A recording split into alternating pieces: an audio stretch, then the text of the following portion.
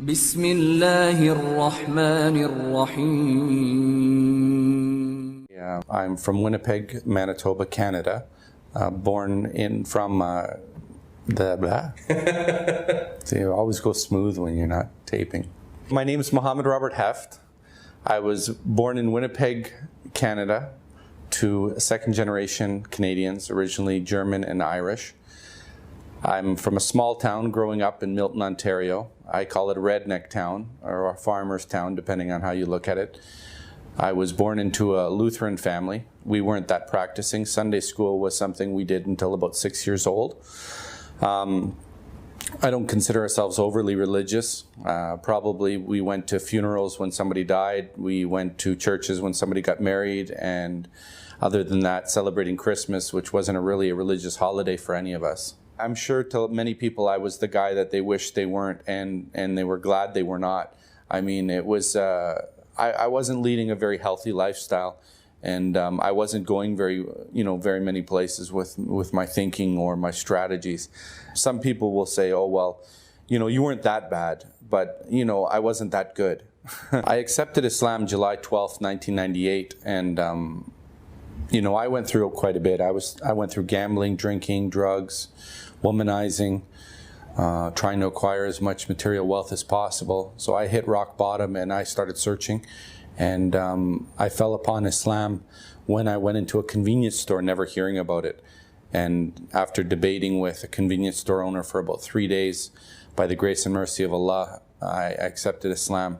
It was very important for me to have Jesus. I'd love the stories in the Bible, and then when they told me he's a prophet of God, he's better than us, he's a perfect human being, but that really set proper in my heart. And then the Quran being an owner's manual, a way to live, it was amazing because I was looking for structure. One of the concerns was that I wouldn't be able to convince my family that I had made a good decision, but I mean, over the years, obviously it wasn't a phase, and they see that from my actions. I was willing to take everything that came with that decision. The main thing for me, without a doubt, was the oneness of God. I mean, I was into mathematics. I was playing the card game euchre in grade 3. I was in special classes for math.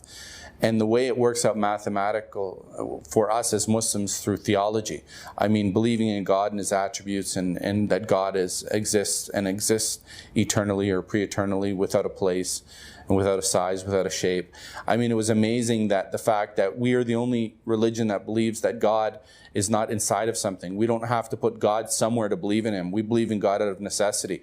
I mean, we've come to a confident conclusion that God's existence is out of necessity, and mathematically speaking, that we can say God has to exist because He cannot not be. He's absolute in His existence, because everything in the universe is contingent, doesn't have to exist, and needs a creator, and the creator has to have certain attributes. I mean, I thought that was just amazing, how it just works in, and there's nobody who can come in with a philosophy and try to refute it. Nobody can say the Big Bang. Anything they say, it always comes down to one of those things, that it's necessary for there to be an uncreated creator for the entire universe.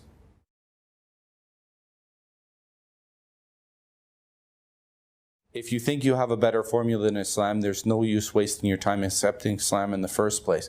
You might have a girlfriend. You might have a boyfriend. You might think that you want to stop drinking or do drugs before you make this decision. I'm telling you, accept Islam and then improve yourself. Because what the devil is going to do is he's going to tell you right now that yes, you're going to accept Islam, but in time, when you improve yourself, Islam is the way to improve yourself. So accept Islam now and then look to improve yourself from drinking, doing drugs. If you have a girlfriend and boyfriend, that's fine. Even though Islam doesn't permit girlfriends or boyfriends, you can pray to God that the individual becomes Muslim, or God finds you a better way or a better person in your life. Either way, you don't lose. But don't let that hold you back, because these are temporary things. You're doing things, you're thinking to yourself that you want to correct yourself in your understanding and acceptance of God. Not whether or not you drink, or not whether or not you party, or not whether or not you have a wife or a girlfriend. The most important thing is to accept